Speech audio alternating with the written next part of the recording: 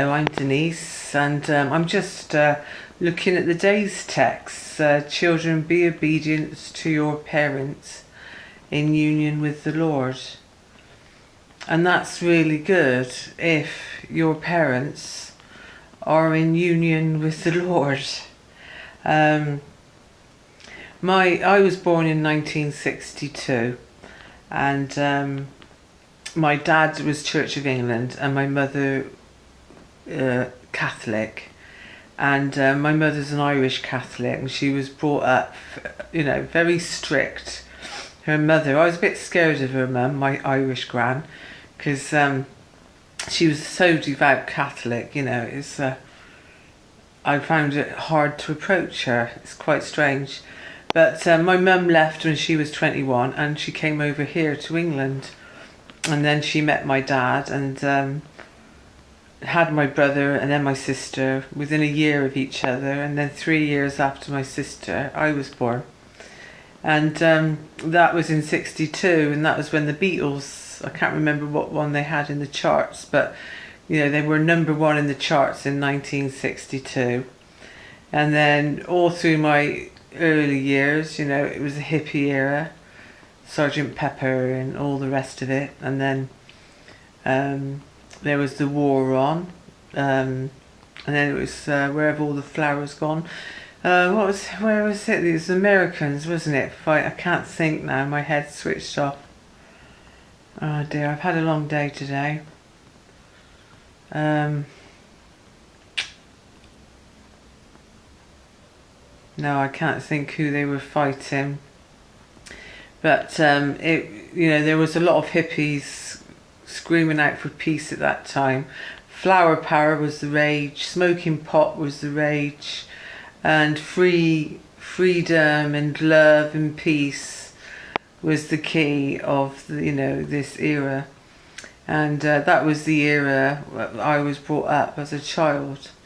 And of course this love and peace and freedom and all the rest of it, it affected that generation, and I am of that generation. My mother she married the wrong person. I mean, she wasn't happy with my dad at a very early age. I recognised that, and she used to have a lot of relationships, and she was a barmaid because she is an alcoholic as well, but unfortunately she's never been treated for it. So, which is really sad because she's a beautiful person, but I haven't seen her for a very long time. I think when she saw me when I was drinking, it reminded her of herself. So, because I'm like her, very much like her in personality, but not in looks. And unfortunately, I inherited the alcoholism as well. So, so she ran away. She didn't like what she was seeing. And plus I wasn't very nice anyway because I didn't want to be here. So, as her youngest daughter, she didn't want to watch that. But I don't know where she is today. My dad and her split up years ago. And now she's living with some guy, goodness knows where, doing her own thing. So, which is okay, as far as I know anyway. Because I'm not in touch with any of my family. So, Vietnam. America and Vietnam, the Vietnam War. That's the war I was talking about earlier. So anyway, I was brought up in the 60s, peace and love, and make love not war, and that freedom, and the hippie era, all the psychedelic stuff going on. Then the 70s, the aftermath of all that era. And I was given a lot of freedom. And I was left quite a lot of the time, really, sort of to... I was fed and watered and the house was clean and so on. But, if I'd done something wrong, it would just be like a lecture, and then, the next minute she'd be giving me some money to go off out, which sounds great, doesn't it? But it wasn't, because what I was lacking was hugs, cuddles, the love, the closeness, the intimacy that a child has with the parents. And also I was really missing the discipline. And discipline, it means, disciple means to learn. So discipline is learner. And I wasn't disciplined. I went away weekends, Friday to the Sunday, and I was, 13 then? And they never phoned to check where I was, and obviously I wasn't where I said I was. That's how I know they didn't check. So, I got away with all sorts of things which I shouldn't have got away with, because if they were bringing me up in union with the Lord, they would have wanted to know where I was because they loved and cared about me.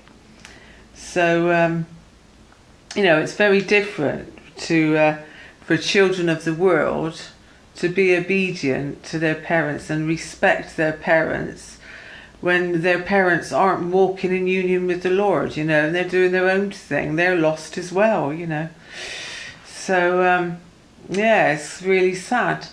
But I've had 2 boys, and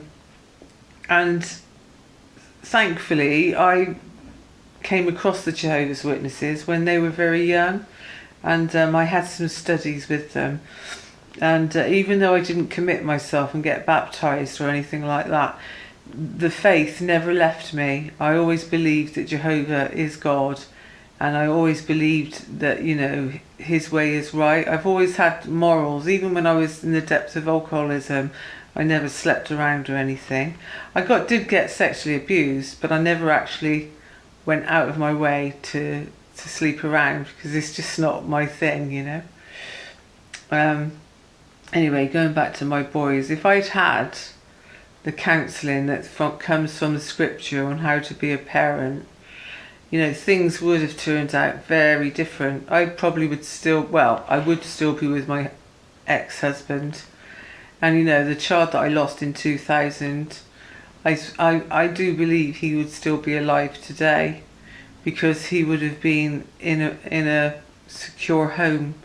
He wouldn't have been in Andover living with his girlfriend and, doing the thing, because he died of solvent abuse. He was found in the bathroom and he'd sniffed lighter gas. And, all his friends were totally shocked, as I was. And, and he paid the highest price of all. His life was taken. So if I was going by scripture, I'd have still been with his dad, and there'd be no way he would be living with his girlfriend, because he was only 19, and definitely not with my blessing or my husband's blessing. And he probably would have been at home and it wouldn't have happened. I mean, I don't beat myself up, but that is the reality of it. I would have been a better parent. There's a lot of things. I made a lot of mistakes because I was naive and foolish, but thankfully I know, and he is going to be resurrected again, and I will see him again, and then I can put all the wrongs right.